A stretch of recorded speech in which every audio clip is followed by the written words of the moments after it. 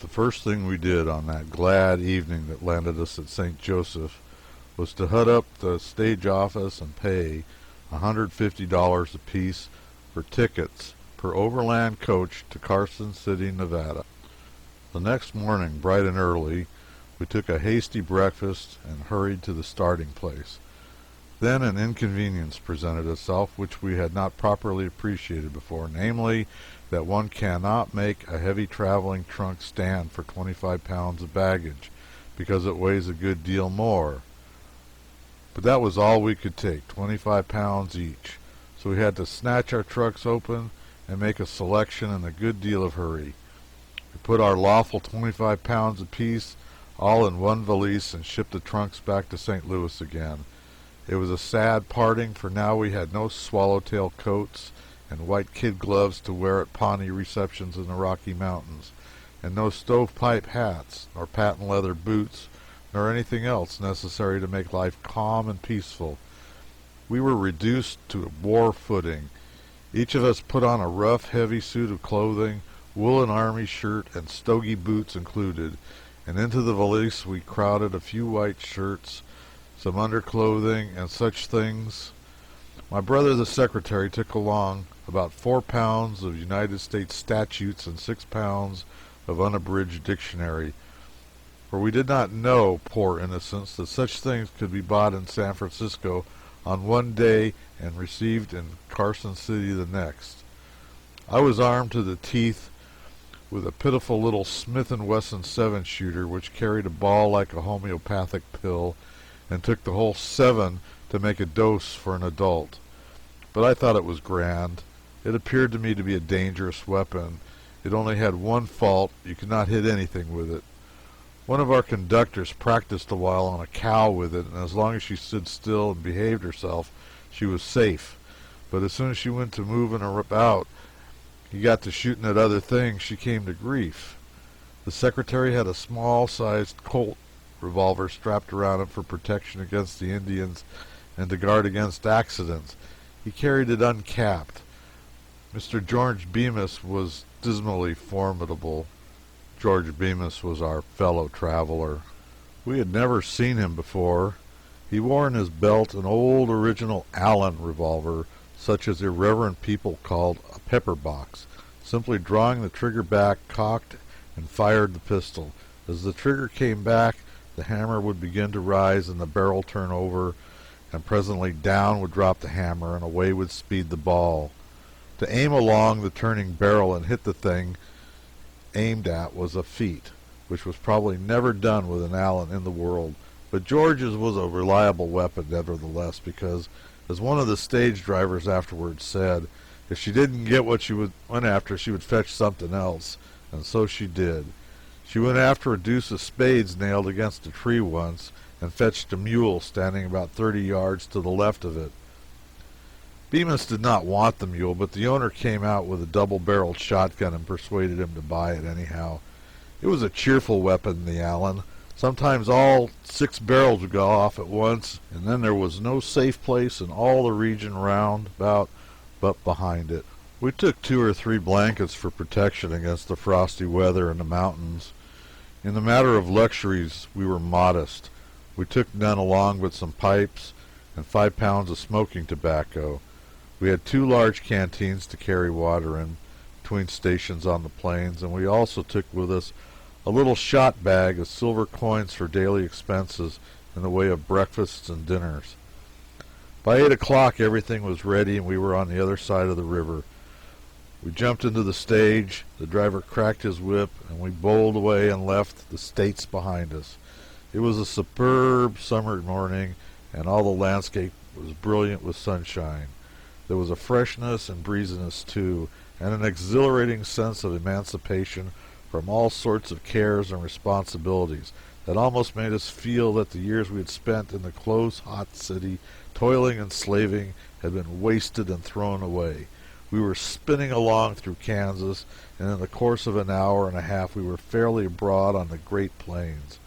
Just here the land was rolling, a grand sweep of regular elevations and depressions as far as the eye could reach, like the stately heave and swell of the ocean's bosom after a storm. and everywhere were cornfields accented with squares of deeper green, this limitless expanse of grassy land. But presently the sea upon dry ground was to lose its rolling character and stretch away for 700 miles as level as a floor. Our coach was a great swinging and swaying stage of the most sumptuous description, an imposing cradle on wheels. It was drawn by 6 handsome horses, and by the side of the driver sat the conductor, the legitimate captain of the craft, for it was his business to take charge and care of the mail, baggage, express matter, and passengers. We 3 were the only passengers this trip. We sat on the back seat inside. About all the rest of the coach was full of mail bags, for we had 3 days' delayed mails with us. Almost touching our knees, a perpendicular wall of mail matter rose up to the roof. There was a great pile of it strapped on top of the stage, and both the fore and hind boots were full. We had 2,700 pounds of it aboard, the driver said.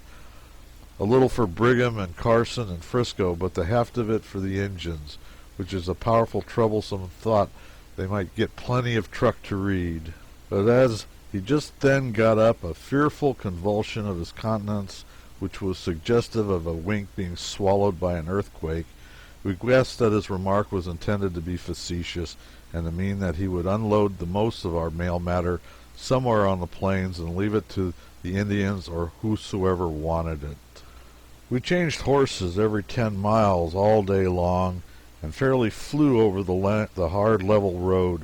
We jumped out and stretched our legs every time the coach stopped, and so the night found us still vivacious and unfatigued. After supper a woman got in who lived about 50 miles further on, and we 3 had take turns at sitting outside with the driver and conductor.